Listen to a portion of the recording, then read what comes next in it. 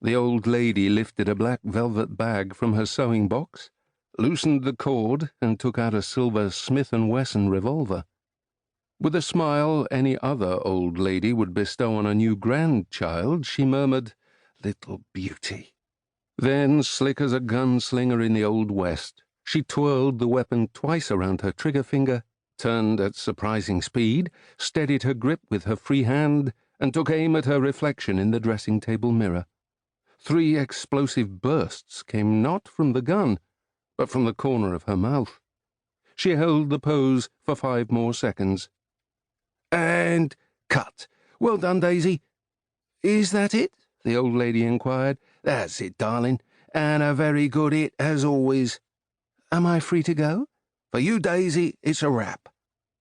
Daisy Summerfield glanced up at the control room and smiled her thanks. Her contribution to another season of the TV crime series, Swift, was over. She handed the gun to one of the young people on the crew, who returned it to the bag and stowed it away. They'd done her a huge favor, fitting in her extra scene when the call sheet said she'd be filming again in the morning. The end of each day was supposed to be for reshooting small mistakes, known as pickups. Her scene was a solo one, and she had made sure she needed only 1 take. She was well pleased.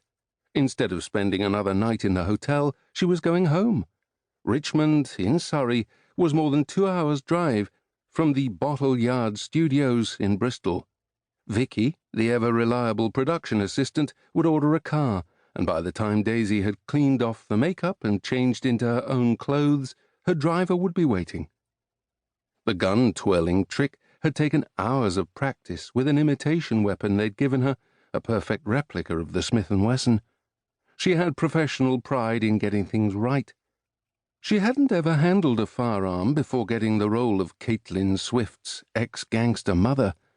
The casting director had looked at her slightly arthritic fingers and asked if she was willing to take it on. "What's the problem?" she had said. "I'm a professional. I won't let you down." The first part of her career had been stage work. Only in her late 40s had she started in television with a small part in Coronation Street, in the days when they still filmed on the back lot at the Granada Studios in Manchester. Experience in Corrie was a badge of honour, and she'd scarcely rested since.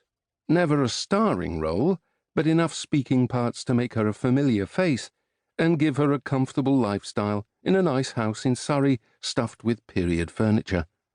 She had a collection of jewellery, the real thing, that helped to make the passing years tolerable. She was 74 now, and enjoying her best role ever. Viv Swift wasn't your stock elderly mum. She was larger than life, about 30 pounds larger, hard drinking, never without a cigarette, and with a deplorable past that brought colour to every episode. Arch criminals walked in and out of her scenes and treated her as their matriarch. Often she was ahead of her delinquent daughter in planning the next heist.